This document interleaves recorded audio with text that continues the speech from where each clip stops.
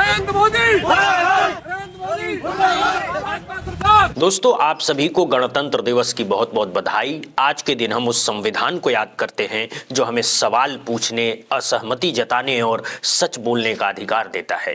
दोस्तों, पिछले कई दिनों से एक नैरेटिव लगातार बनाया जा रहा था कि जो भारतीय जनता पार्टी के साथ है वही असली है, चाहे बात असली शंकराचार्य की हो, चाहे असली नागरिक की हो, या फिर असली देशभक्त होने की। लेकिन दोस्तों, अब तस्वीर बदलती हुई दिखाई दे रही है। राहत भरी खबर यह है कि अब वही लोग सवाल उठा रहे हैं जो कभी बीजेपी के सबसे बड़े समर्थक माने जाते थे। मोदी सरकार के खिलाफ असंतोष अब खुलकर सामने आने लगे हैं। दोस्तों, इस बीच शंकराचार्य और सरकार के बीच जो विवाद चल रहा था उसमें अचानक एक नया और चौंकाने वाला मोड़ आ गया है। शंकराचार्य स्वामी अविमुक्तेश्वरानंद के खिलाफ देशद्रोह का मामला दर्ज कराने की बात कही जा रही है, यानी अब सवाल पूछना देशद्रोह कहलाने लगा है। वहीं दूसरी तरफ जजों के ट्रांसफर को लेकर डबल इंजन सरकार सुप्रीम कोर्ट में फंसती नजर आ रही है। कैसे सुप्रीम कोर्ट के जज सरकार को आईना दिखा रहे हैं, कैसे संवैधानिक संस्थाएं अब सवाल कर रही है, वो सब कुछ मैं आपको आगे दिखाऊंगा। लेकिन दोस्तों, उससे पहले जरा इस बाबा को सुनिए। ये वही लोग हैं जो लंबे समय तक सरकार की खुलकर भक्ति करते रहे, लेकिन अब यहां भी पलटी साफ दिखाई दे रही है। दोस्तों, ये बाबा किसी परिचय के मोहताज नहीं हैं। इनका नाम है धीरेंद्र शास्त्री। अब धीरेंद्र शास्त्री खुले मंच से कह रहे हैं कि सरकार को बेरोजगारी पर ध्यान देना चाहिए, जबकि सरकार का दावा है कि देश में बेरोजगारी है ही नहीं। अब वही बाबा कह रहे हैं बहुत हो गया हिंदू मुसलमान, बहुत हो गया मंदिर मस्जिद, अब सरकार को रोजगार, युवाओं और भविष्य पर बात करनी चाहिए। दोस्तों, ये वीडियो अभी अभी सामने आया है, जरूर देखिए। सरकार को संदेशा यही है कि देश में हिंदू मुसलमान ना करके, देश में जातिवादी ना फैलाकर, देश के नेता चाहे पक्ष के हों या विपक्ष के हों, वो देश के बारे में भी सोचें, युवाओं के रोजगार के बारे में भी सोचें। इस देश में बहुत हो गया, पुरानी वही घिसी पिटी बातें। अब एक काम होना चाहिए, पक्ष और विपक्ष दोनों मिलकर इस देश की बेरोजगारी बंद करवावें। ये सबसे बड़ा देश का मुद्दा है। तो साफ है दोस्तों, जो लोग कल तक बीजेपी का समर्थन कर रहे थे, आज वही लोग सवाल खड़े कर रहे हैं। वहीं दूसरी तरफ बीजेपी सरकार यूजीसी कानून को लेकर भी बुरी तरह घिरी हुई है। हालांकि ये कानून एससी, एसटी और ओबीसी समाज के लिए बेहतर बताया जा रहा है, लेकिन जमीनी हकीकत यह है कि बीजेपी के समर्थक ही सड़कों पर उतर आए हैं। कहीं प्रधानमंत्री का पुतला जलाया जा रहा है, कहीं नारेबाजी हो रही है, कहीं गुस्सा खुलकर फूट रहा है। नरेंद्र मोदी, नरेंद्र मोदी, भाजपा सरकार मुर्दाबाद, भाजपा सरकार मुर्दाबाद, भाजपा सरकार मुर्दाबाद, काला कानून, काला कानून, काला कानून। दोस्तों, ये सिर्फ ट्रेलर है, पूरा माहौल आपको आगे दिखाएंगे। अब बात करते हैं शंकराचार्य और सरकार के बीच चल रहे विवाद की। आप जानते हैं कि शंकराचार्य स्वामी अविमुक्तेश्वरानंद लगातार सरकार की नीतियों पर सवाल उठा रहे हैं, और देश में एक कड़वी सच्चाई ये भी है कि जो सरकार से सवाल करता है उसकी मुश्किलें बढ़नी तय हो जाती है। इस समय सनातन और हिंदू समाज भी दो गुटों में बटा हुआ दिखाई दे रहा है। एक गुट शंकराचार्य के समर्थन में खड़ा है, तो दूसरा गुट सरकार के साथ। जो सरकार के साथ है वो सुरक्षित है, लेकिन जो सवाल पूछ रहा है उस पर कार्रवाई की तैयारी शुरू हो चुकी है। दोस्तों, इसी बीच एक बड़ा बयान सामने आया है। प्रधानमंत्री के बेहद करीबी माने जाने वाले रामभद्राचार्य ने खुले मंच से कहा है कि शंकराचार्य स्वामी अविमुक्तेश्वरानंद के खिलाफ देशद्रोह केस दर्ज होना चाहिए। यानी अब साधु संत भी साधु संत पर देशद्रोह का आरोप लगा रहे हैं। अब सुनिए रामभद्राचार्य ने क्या कुछ कहा है। वो शंकराचार्य ही नहीं तो क्या करें उसको, जो शंकराचार्य ही नहीं है। अब कुंडली बोलूंगा तो बहुत बुरा लग जाएगा। जो कश्मीर में 370 धारा को वापस लाने की बात कर रहा हो, जो उद्धव ठाकरे को मुख्यमंत्री बनने की बात कर रहा हो, और जो बाला साहब ठाकरे को जनाब कह रहा हो, वो कोई शंकराचार्य है क्या? मैं तो पहले से कह रहा था, पहले ही दिन मैंने कह दिया ये शंकराचार्य नहीं है, इसमें आचार्यत्व का कोई गुण नहीं है। इस पर तो देशद्रोह का मुकदमा चलाना चाहिए। दोस्तों, अब सबसे बड़ा सवाल यही है कि रामभद्राचार्य आखिर शंकराचार्य के खिलाफ क्यों उतर आए हैं। इसका जवाब बहुत सीधा है। रामभद्राचार्य इस समय सरकार के साथ खड़े नजर आते हैं, जबकि शंकराचार्य स्वामी अभिमुक्तेश्वरानंद सरकार से सीधा टकराव मोल ले रहे हैं। शंकराचार्य का तेवर इस समय बेहद गर्म है। वो बिना डरे बिना झुके सरकार की नीतियों पर लगातार सवाल खड़े करते रहे हैं, खुले मन से विरोध करते रहे हैं, और शायद यही बात सरकार को सबसे ज्यादा असहज कर रही है। कहा जा रहा है कि शंकराचार्य की मुश्किलें इसलिए बढ़ी है क्योंकि उन्होंने बीते दिनों एक ऐसा बयान दे दिया जिससे पूरी सत्ता व्यवस्था हिल गई है। दोस्तों, इस समय सोशल मीडिया पर एक वीडियो तेजी से वायरल हो रहा है जिसमें शंकराचार्य स्वामी अभिमुक्तेश्वरानंद उत्तर प्रदेश के मुख्यमंत्री को लेकर बेहद तीखी टिप्पणी करते हुए नजर आ रहे हैं। उनकी इस बयानबाजी से सरकार के भीतर हड़कंप मचा हुआ है। कम से कम जैसा है वैसा तो ना हो, ऐसा तो नहीं होना चाहिए ना। इस सीएम को शिष्टाचार का ज्ञान नहीं। ये सीएम हरदम खुन्नस में रहता है, हरदम गुस्से में रहता है और बुलडोजर की राजनीति करता है। ये दिखाता है कि मैं जो चाहूंगा कर दूंगा, सबको चरपट कर दूंगा। ये सीएम होता है? ये लोकतंत्र है? ये तरीका है? कम से कम भारतीय जनता पार्टी ने इस तरह का सीएम बना करके अपनी लुटिया डुबो ली। जनता कह रही है कि कम से कम उसने जो नेता को ऐसे मौके पे कहना चाहिए कहा, तो कम से कम उतनी बुद्धि तो है। कम से कम उन्होंने एक वक्तव्य तो दिया जिससे लोगों को थोड़ी राहत मिलती थी। अन्यथा ये तो गलती करें चोरी और चोरी पर सीधा चोरी। एक तरफ तो आप स्थान से वंचित करते हो, भटकों को, महिलाओं को, वृद्धों को, सन्यासियों को मारते पीटते हो, हमारा अपहरण कर लेते हो, और दूसरी तरफ नोटिस भिजवाते हो, नोटिस पर नोटिस भिजवाते हो।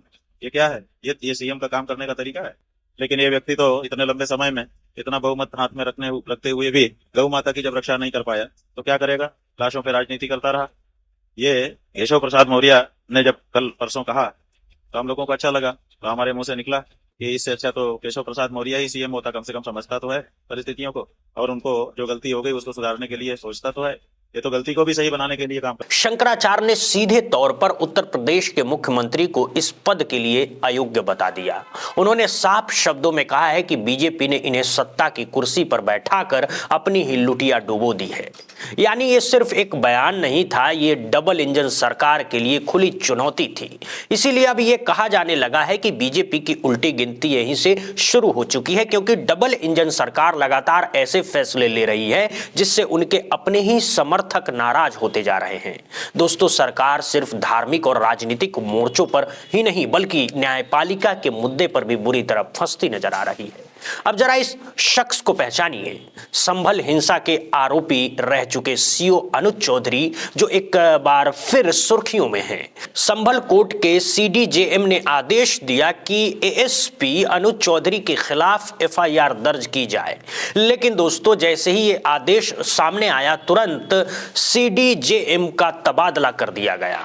सिर्फ तबादला ही नहीं बल्कि उनका डिमोशन भी कर दिया गया। सीडीजेएम से उन्हें सिविल जज बना दिया गया। हालांकि तकनीकी तौर पर यह फैसला इलाहाबाद हाईकोर्ट से जुड़ा बताया जा रहा है, लेकिन अब खुले मंचों पर यह कहा जाने लगा है कि आदेश भले ही अदालत का था लेकिन मंशा सरकार की थी। और इसी पूरे विवाद में अब एंट्री हुई है सुप्रीम कोर्ट के जस्टिस उज्जवल भुइया की। जस्टिस उज्जवल भुइया का बयान बेहद गंभीर है। उन्होंने साफ शब्दों में कहा है कि अगर सरकार के कहने पर जजों का ट्रांसफर होता है तो यह न्यायपालिका की स्वतंत्रता पर सीधा हमला है। दोस्तों, इस एक बयान ने डबल इंजन सरकार की पूरी पोल खोल कर रख दी है। अब बड़ा संवैधानिक सवाल खड़ा हो गया है कि अनुच्छेद 50 का क्या होगा। संविधान का अनुच्छेद 50 साफ तौर पर कहता है कि राज्य कार्यपालिका को न्यायपालिका से अलग रखा जाएगा, यानी सरकार और अदालत दोनों को अपने अपने दायरे में काम करना होगा। लेकिन अगर जजों के ट्रांसफर भी सत्ता के इशारों पर होंगे तो फिर संविधान की आत्मा का क्या होगा। दोस्तों, सवाल बड़े हैं और जवाब अब देश मांग रहा है। दोस्तों, इस पूरे मामले को लेकर अब नगीना से सांसद चंद्रशेखर आजाद भी खुलकर सामने आ गए हैं। उन्होंने इलाहाबाद हाईकोर्ट के मुख्य न्यायाधीश न्यायमूर्ति अरुण भंसाली को एक औपचारिक पत्र लिखा है। लेकिन दोस्तों, उससे भी ज्यादा गंभीर बात यह है कि जो सुप्रीम कोर्ट के जस्टिस उज्जवल भुइया ने कही है, अगर जस्टिस भुइया की बात को सच मान लिया जाए तो फिर एक बड़ा सवाल खड़ा होता है। क्या हमारे देश में लोकतंत्र वाकई जिंदा है? अगर सरकारें ही जजों का तबादला करे, अगर सरकारें ही जजों पर दबाव डाले, तो फिर न्यायपालिका स्वतंत्र कैसे रह पाएगी? और जब न्यायपालिका स्वतंत्र नहीं रहेगी तो लोकतंत्र कैसे बचेगा? दोस्तों, ये सवाल सिर्फ जस्टिस भुइयां नहीं उठा रहे हैं। सुप्रीम कोर्ट के वरिष्ठ वकील प्रशांत भूषण ने भी इसी तरह सीधा इशारा किया था।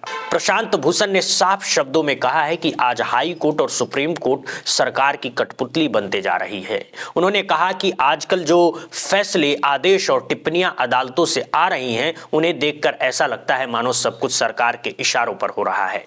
दोस्तों, ये कोई मामूली आरोप नहीं है, ये देश की सबसे बड़ी अदालतों पर सीधा सवाल है। यानी अब सिर्फ जज ही नहीं बल्कि देश के वरिष्ठ वकील भी सरकार की कार्यशैलियों पर उंगली उठा रहे हैं। इतना ही नहीं, वरिष्ठ पत्रकार पी शीतल सिंह ने भी इस पूरे मामले पर बेहद गंभीर सवाल खड़े किए हैं। उन्होंने पूछा है कि जो भी जज सरकार के खिलाफ आदेश देता है उसका तबादला इतनी जल्दी कैसे हो जाता है? क्या अब न्यायपालिका सरकार की कृपा पर निर्भर हो चुकी है? और अगर ऐसा है तो ये लोकतंत्र के लिए बेहद शर्मनाक स्थिति है। दोस्तों, इसी कड़ी में चंद्रशेखर आजाद ने इलाहाबाद हाईकोर्ट के मुख्य न्यायाधीश को पत्र लिखकर साफ साफ कहा है, अनुच्छेद 50 को जिंदा रखिए। चंद्रशेखर आजाद के इस पत्र का विषय है संविधान के अनुच्छेद 50 के आलोक में न्यायिक स्वतंत्रता और संभल के मुख्य न्यायिक मजिस्ट्रेट के स्थानांतरण का मामला। उन्होंने अपने पत्र में साफ तौर पर लिखा है कि जिस तरह से संभल के सीजीएम का तबादला किया गया वो सवालों के घेरे में है और इसे सामान्य प्रशासनिक प्रक्रिया नहीं कहा जा सकता है। चंद्रशेखर आजाद ने लिखा है कि भारत का संविधान न्यायपालिका की स्वतंत्रता और लोकतंत्र का मूल स्तंभ मानता है।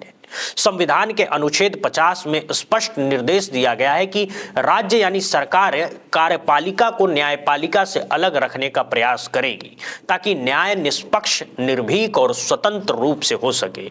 उन्होंने आग्रह भी किया है कि सीजीएम संभल के स्थानांतरण के कारणों में पूरी पारदर्शिता बरती जाए, ये विश्वास कायम किया जाए कि कोई भी न्यायिक अधिकारी निष्पक्ष और साहसिक फैसले लेने के कारण प्रताड़ित नहीं किया जाएगा। हर जज स्वतंत्र रहेगा, हर जज अपने विवेक से फैसला देगा और सरकार को इससे कोई समस्या नहीं होनी चाहिए।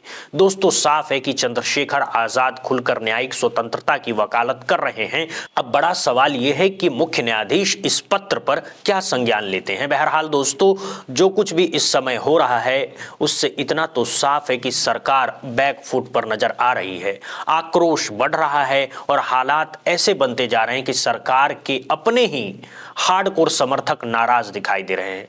दोस्तों, इस वीडियो में फिलहाल इतना ही। अब सवाल आपसे है, आप जस्टिस उज्जवल भुइयां की बातों से कितने सहमत हैं? प्रशांत भूषण ने जो कहा हाई कोर्ट और सुप्रीम कोर्ट सरकार की कठपुतली बनते जा रहे हैं, आप इससे कितने सहमत हैं? और सबसे बड़ा सवाल, आज हमारे देश की न्यायपालिका वाकई कितनी स्वतंत्र है?